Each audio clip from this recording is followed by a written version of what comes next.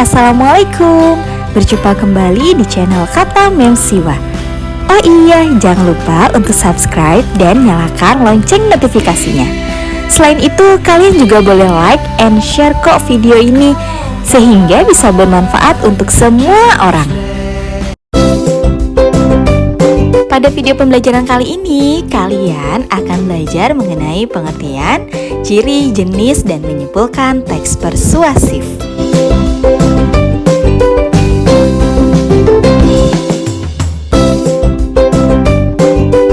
Kompetensi dasar yang akan kita pelajari yaitu 3.13, mengidentifikasi jenis saran, ajakan, arahan, dan pertimbangan tentang berbagai hal positif atas permasalahan aktual dari teks persuasif yang didengar dan dibaca. Dan kompetensi dasar 4.13 yaitu menyimpulkan isi saran, ajakan, arahan, pertimbangan tentang berbagai hal positif permasalahan aktual dari teks persuasif yang didengar dan dibaca. Indikator pencapaian kompetensinya yaitu 3.13.1 mengidentifikasi pengertian dan ciri-ciri teks persuasif, 3.13.2 menganalisis jenis-jenis teks persuasif, 4.13.1 menganalisis isi saran dan ajakan teks persuasif, 4.13.2 menyimpulkan teks persuasif.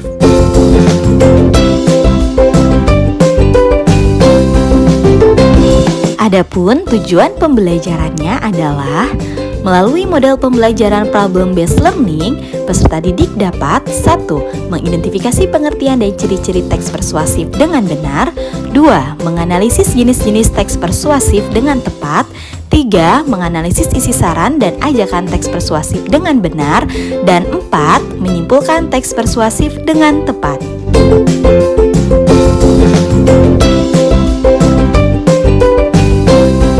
Mari kita mulai pembelajarannya. Kamu pernah nggak coba ngebujuk teman-temanmu buat ikutan liburan bareng lewat grup chat? Pasti mikir keras kan? Gimana sih caranya bikin kata-kata yang bisa bikin orang lain terpanggil nih buat mau sama ajakan kita? Ternyata ada loh materi belajar yang khusus mempelajari membuat teks itu. Materi pelajarannya adalah teks persuasif.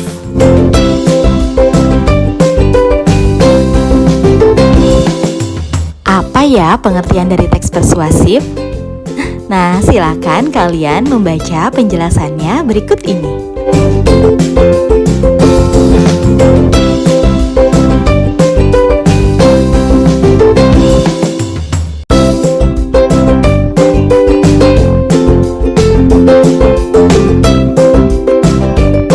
Jadi dapat disimpulkan berdasarkan penjelasan di atas bahwa pengertian dari teks persuasif adalah bentuk tulisan yang bertujuan untuk memengaruhi pembacanya agar melakukan sesuatu sesuai dengan apa yang disampaikan oleh penulis.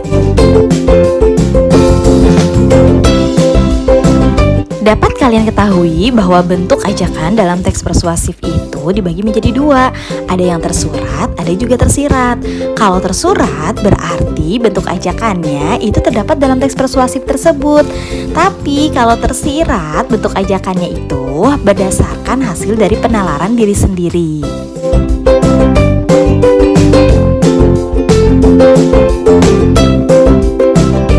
Dalam sebuah teks persuasif wajib terdiri dari 3 hal ini.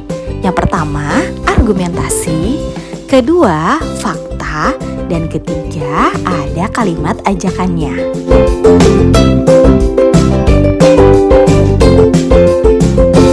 Ciri-ciri dari teks persuasif diantaranya yaitu 1. Berisi ajakan atau dorongan untuk melakukan sesuatu yang dibahas di dalam teks tersebut. Kedua, terdapat argumentasi atau pendapat penulis. 3. Berisi fakta yang berusaha membuktikan salah satu kebenarannya. 4. Sasaran proses berpikir teks berorientasi kepada pembacanya, bukan kepada penulisnya sendiri. Dan yang terakhir, yang kelima, ide pokoknya biasanya menghindari konflik atau berusaha untuk senetral mungkin agar kepercayaan pembaca tidak hilang karena teks terlalu menjurus pada hal yang spesifik.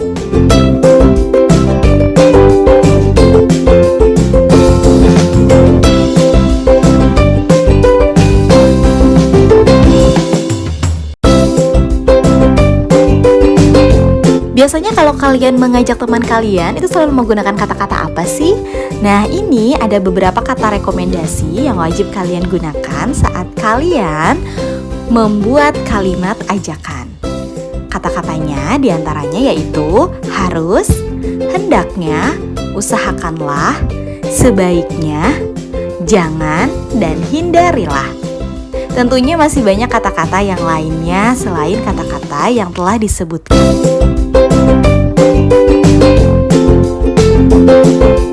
Teks persuasif terdiri dari 4 jenis. Yang pertama, teks persuasif pendidikan. Kedua, teks persuasif politik. Ketiga, teks persuasif advertensif. Dan yang keempat, teks persuasif propaganda. Berikut penjelasannya. Selamat membaca.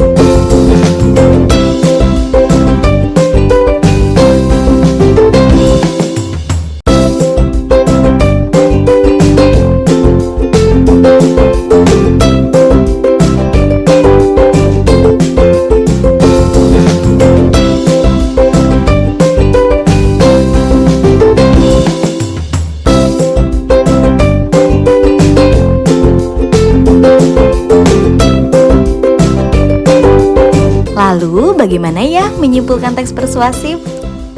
Simpulan adalah rumusan akhir tentang sesuatu. Simpulan itu disusun berdasarkan pemahaman atau penalaran kita terhadap keseluruhan isi teks itu. Karena teks persuasif itu berkenaan dengan ajakan, maka simpulannya tidak jauh dari jawaban atas pertanyaan, mengajak apa sih teks persuasif tersebut? Langkah-langkah menyimpulkan teks persuasif. Yang pertama, membaca keseluruhan isi teks. Ini fungsinya supaya kalian dapat menemukan gagasan umum dari teks tersebut. Yang kedua, mencatat bagian-bagian penting. Bagian-bagian penting ini biasanya ada di awal atau di akhir paragraf, sesuai dengan letak gagasan umumnya.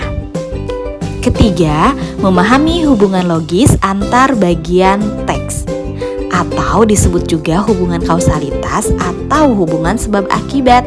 Jadi dalam langkah ini kalian harus menemukan sebab dan akibatnya dari permasalahan yang sedang dibahas dalam teks tersebut. Terakhir baru kalian merumuskan simpulan akhir. Simpulannya itu harus ringkas dan jelas. Jadi, dalam menyimpulkan teks persuasif itu harus terdiri dari 3 hal. Yang pertama, harus ada gagasan umumnya.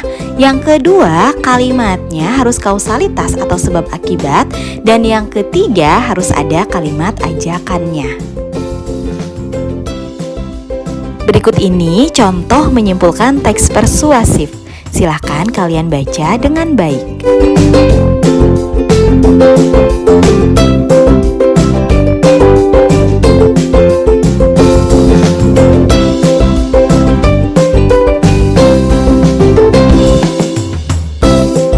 Teks tersebut berisi tentang bujukan kepada para pembaca untuk membiasakan pola makan sehat dan seimbang.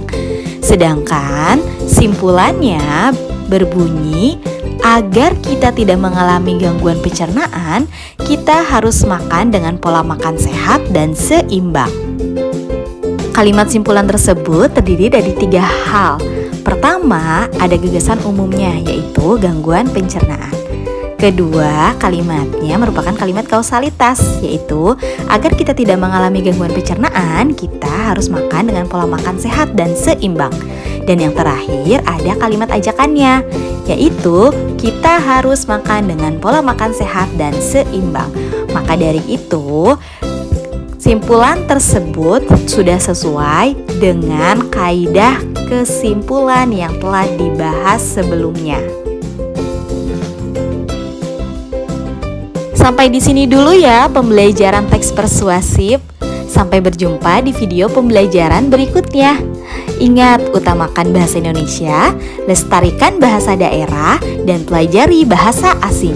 Sekian dan terima kasih. Wassalamualaikum warahmatullahi wabarakatuh.